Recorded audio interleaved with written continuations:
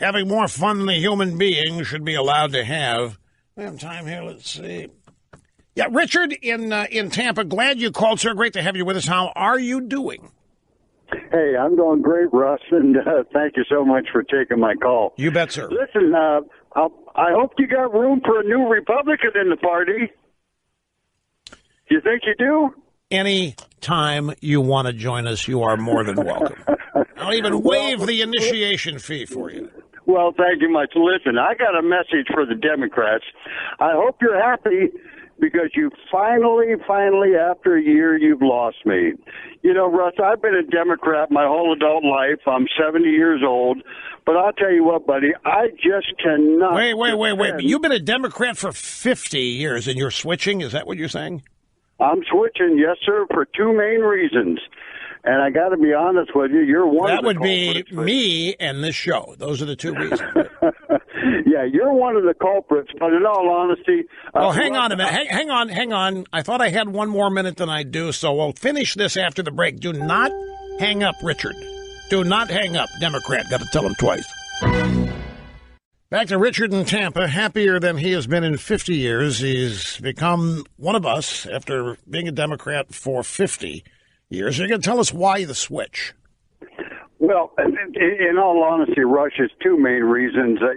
I understand the dirty politics while you're, campaigning to get your party and your candidate in office. But, buddy, once it's over with and you've lost and you move on, and, these people just will not, under any circumstances, let the country move on. It's just constant lies and attacks and the dirty politics. And after a year, they've lost me. They've just flat out lost me. I'm ashamed to be a Democrat. I really am. I'll tell you that. So it just you're right on the money. They're still trying to overturn the election. Richard, is what they're doing. They are. But the other reason for me is, I don't know. Most people, I think, like me, maybe my age, just don't understand politics that much. But I promise you, after 3 hours a day, 5 days a week of getting a good, honest, truthful education into Washington politics from you, after a year, buddy, you've convinced me, and I am so happy that I've changed parties because I'm convinced that Trump is making headway, and my God, if they give the man half a chance, I think he's going to mature into a good president, maybe not a great president, but give him a chance, and I think he's going to, acquire the maturity that he needs to be able to do a lot for this country. Well, welcome home. It's great. It's great that I appreciate that more than you know. I'm a little worried it took me a year, but I'll take it. I mean, I don't look gift horses in the mouth. If it took a year, it took a year. I'm glad that you gave us the year. And I can understand, trying to rewrite mental beliefs, philosophies that you've held for 50 years. Actually, erasing that and replacing them in 1 year is actually not bad. But you made my day, in all candor, so I appreciate it. Because I'm not here just, as my dad used to say, talking to hear my head rattle. I'm not just saying this to say it. I mean, I put every ounce of my being and belief into this. And to hear examples of people acknowledging that, understanding that, and being moved by it, you've made my day. I can't thank you enough, Richard. The Program Observer, the official Program Observer, has a question. What's the question?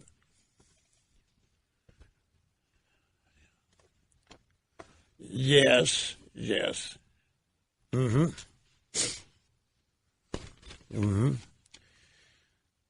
Okay, here's the question that I'm being asked is that I observed in the first hour earlier in the program that even the Democrats can see the growing economy, the expanding investment portfolios of average Americans, primarily through their 401ks. They can see 200 companies extending wage increases and bonuses and expanded benefits. They can see this, and they know that they didn't vote for it. And your question is, how can they possibly, profit? How can they run a campaign against it? The Well, remember, I made an observation. He's asking, how can they possibly expect to run a campaign against this good economy? Remember, I made an observation that during the Obama years that for the first time in my life, a bad economy didn't seem to affect the president. Up until Obama, if the economy was great, the president got the credit. If it was bad, the president got the blame. And remember, Carville's main economic message in 1992 was it's the economy stupid, meaning everything else is extraneous. We're going to win or lose this based on our people's perception of the economy. But it didn't hurt Obama. It didn't. I still think, though, to explain that you cannot eliminate the racial component that stymied and stifled so much. You couldn't criticize the president of the United States. You couldn't criticize, and he's the president. You couldn't criticize his policies, especially if you were a Washington Republican, without being shouted down as some racist bigot. So people didn't. And it created a bunch of fear, and it just silenced people and shut them up. But this is going to be a big challenge for them. They're going to run on the idea that over half the country hates Trump like they do. That's their message. You know, I went through the story yesterday. What is the Democrat strategy? What are they building on? And they don't have anything. They don't.